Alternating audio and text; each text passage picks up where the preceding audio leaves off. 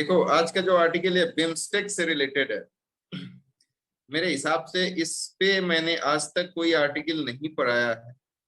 तो ये क्यों, इसका कॉन्टेक्स्ट समझ लीजिए। हिंदू का आर्टिकल है और जीएस पेपर 2 में आप बहुत इजीली इसको रिलेट कर सकते हो। बिम्स्टेक का फुल फॉर्म होता है, बिम्स्टेक का फुल फॉर्म बाद में बताऊंगा ये है क्या, ये समझ लो थोड़ा सा। जो बंगाल की खाड़ी है ना, बे ऑफ बंगाल, उसके बीच में जितनी कंट्री आती है ना, सब लोगों ने मिलकर एक ग्रुप बना लिया और उसी का नाम रख दिया इन्होंने बिम्स्टेक। अब इसका फुल फॉर्म है bay of Bengal initiative for multi sectoral technical and economic cooperation. मतलब इसका फुल फॉर्म जानना बहुत जरूरी नहीं है, बट आप ये समझिए कि बे ऑफ बंगाल से जितने भी कंट्री रिलेटेड हैं, चाहे श्रीलंका हो, चाहे इंडिया हो, चाहे म्यांमार हो, चाहे बांग्लादेश हो, चाहे इवन थाईलैंड हो, ये सब लोग मिलके एक ग्रुप बनाए हैं। और एक ग्रुप क्या है, इसके फुल फॉर्म में ही लिखा हुआ है टेक्निकल एंड इकोनॉमिक कोऑपरेशन। तो जाहिर सी बात है कि टेक्नोलॉजिकल एडवांसमेंट के लिए ये लोग बात करेंगे, या अपनी इकोनॉमी को कैसे ग्रो करना है, कैसे ट्रेड को ठीक करना है, इसके बारे में बात करेंगे। कॉन्टेक्स्ट क्या है? कॉन्टेक्स्ट ये है कि बिम्स्टेक को बने हुए 25 साल हो गए। तो एक बच्चा जो आपने 25 साल पहले पैदा किया है, वो बच्चा आज की डेट में क्या कर रहा है, ये जानने को तो इच्छुक होंगे ना आप। तो हमने जो 25 साल पहले जिस ऑर्गेनाइजेशन को बनाया था, 25 साल के बाद उसका क्या रिलेवेंट है, इसी के बारे में आर्टिकल लिखा हुआ है। कहाँ पे फेल किया है, कहाँ पे इंप्रूवमेंट की गुंजाइश है, और कहाँ पे कुछ अच्छी चीजें भी बिम्स्टेक ने किया है, इसी पे पूरा का पूरा आर्टिकल बेस्ट है। अब इसका बेसिक जान लेते हैं कि आपको पहले भी बताया था कि एक रीजनल ऑर्गेनाइजेशन है, और बे ऑफ बंगाल के आसपास जितने भी मेंबर स्टेट्स आते हैं, उस रीजन में जितने भी मेंबर स्टेट्स का मतलब जो कंट्रीज जितनी भी आती हैं, वो सब जो हैं वो बिम्स्टेक की मेंबर हैं। इन्हीं स्टार्टिंग की बात करें तो 1997 में 4 कंट्री ने मिलकर इसको बनाया था। अभी 7 है, ध्यान रखिएगा। इनिशियली 1997 में मात्र 4 कंट्रीज थे, जिसमें बांग्लादेश था, जिसमें श्रीलंका था, जिसमें थाईलैंड था, और जिसमें इंडिया था। इंडिया, बांग्लादेश, श्रीलंका और थाईलैंड, ये 4 कंट्री ने मिलकर बनाया था। और उस समय इसको बीस्ट ईसी कहते थे, BIST-EC। बीस्ट मतलब B for Bengal, I for India, S for Sri Lanka और टी फॉर थाईलैंड, और ईसी मतलब इकोनॉमिक कोऑपरेशन। बीस्ट ईसी जो बनाया गया था इनिशियली, इसको किस डिक्लेरेशन के तहत बनाया गया था? तो बैंकॉक डिक्लेरेशन। ये सब भी यूपीएससी अब यही सब एक्सपेरिमेंट कर रहा है। तो बैंकॉक डिक्लेरेशन के तहत 1997 में ये 4 कंट्री ने मिलकर बीस्ट ईसी बनाया था। BIST-EC, बी फॉर बंगाल मतलब वेस्ट बंगाल, ये बांग्लादेश, आई फॉर इंडिया, और एस फॉर श्रीलंका, और टी फॉर थाईलैंड। बाद में 1997 के लास्ट में म्यांमार ने इसको ज्वाइन किया, और 2014 में 2 कंट्री और ज्वाइन की, नेपाल और भूटान। तो अब टोटल नंबर ऑफ कंट्रीज हो गई है 7। ये 7 कंट्रीज पहली बार 2004 में सब इकट्ठा मिले और इन्होंने एक मीटिंग किया, और इसी मीटिंग में इन्होंने नाम रख दिया बिम्स्टेक। पहले वो क्या था, BIST-EC, लेकिन जब इस 7 की 7 कंट्री मिली 2004 में, तो इन्होंने वहां पे ही नाम रख दिया 2004 में बिम्स्टेक। अब जीडीपी की बात करें तो बिम्स्टेक में टोटल कंबाइंड इनकी जीडीपी है 400 ट्रिलियन, और कहा जाता है कि पूरे वर्ल्ड का 22% पॉपुलेशन, 22% पॉपुलेशन इन्हीं 7 कंट्रीज में डिसाइड करती है। इंडिया का इसमें नो डाउट अपर हैंड है, डोमिनेटिंग पावर है, क्योंकि इंडिया बहुत बड़ी कंट्री है, और कहा जाता है कि इंडिया का जो जीडीपी है वो 3 ट्रिलियन है, और इसके साथ साथ पॉपुलेशन भी 1.4 बिलियन टोटल। मतलब ये इंडिया का जो पॉपुलेशन है, तो इंडिया का comparing to all this country, जो बिम्स्टेक में जितनी कंट्रीज हैं, इसमें इंडिया का अपर हैंड है। अब राइटर ये कहते हैं कि बहुत अच्छे से इसको बनाया गया है। इसमें 5 साउथ एशिया की कंट्री है और 2 साउथ ईस्ट एशिया की कंट्री है। तो ये बहुत एक यूनिक ऑर्गेनाइजेशन है, क्योंकि ये कहीं ना कहीं इंटीग्रेशन का काम करेगा साउथ एशिया और साउथ ईस्ट एशिया के बीच में, क्योंकि 5 साउथ एशिया की कंट्रीज हैं और 2 साउथ ईस्ट एशिया की कंट्रीज हैं। अब राइटर ये कहते हैं कि 25 साल में हमने क्या किया है। 25 साल पहले इसको बनाया गया था, 25 साल 6 जून को होने जा रहा है, तो हमने क्या किया, क्या अचीवमेंट रहा है बिम्स्टेक का। तो स्टार्टिंग इन्होंने ये बोला है कि 1997 में तो जमाना अलग था, वो वक्त अलग था, ये वक्त अलग थे।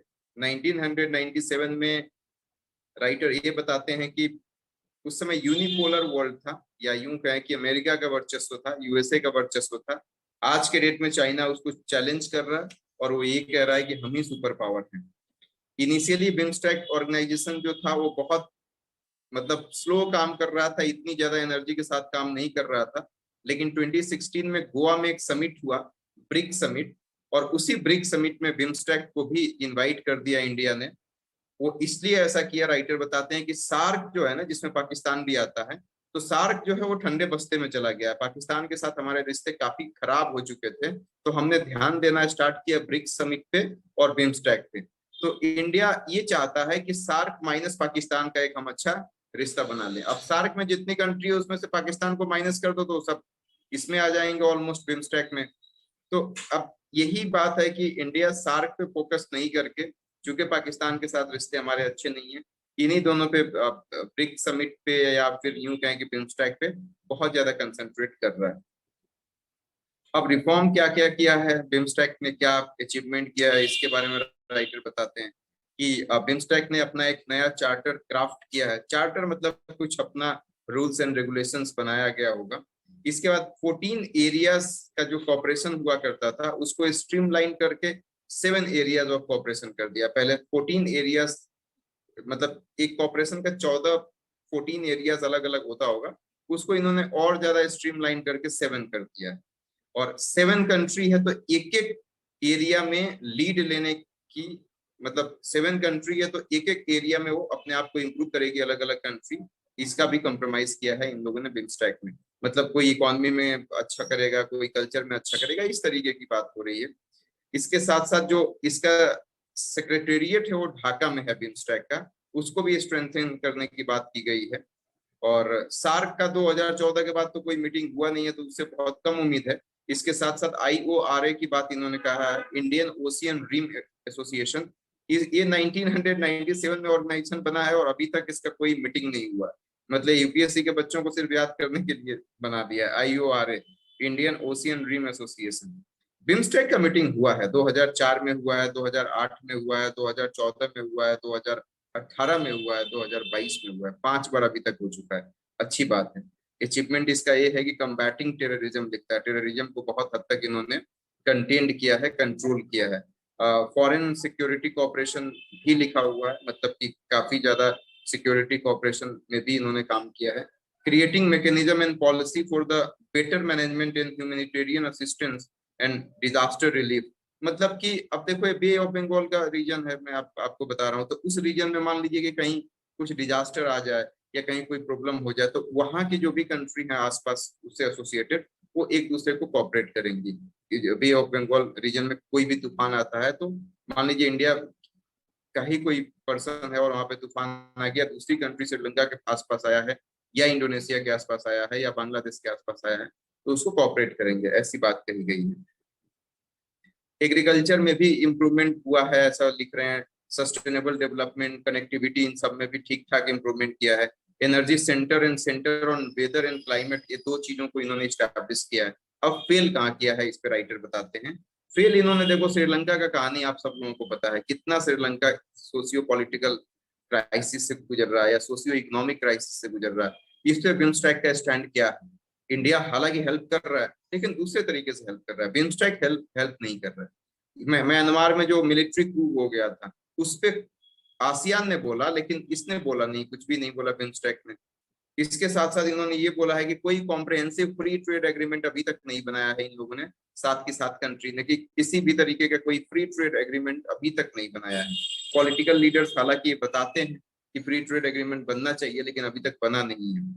इसके साथ साथ इंफ्रास्ट्रक्चर में इन्होंने बोला है कि एनर्जी, एयर, रिवर, डिजिटल, इन सब में भी बहुत ज्यादा इंप्रूवमेंट करने की जरूरत है।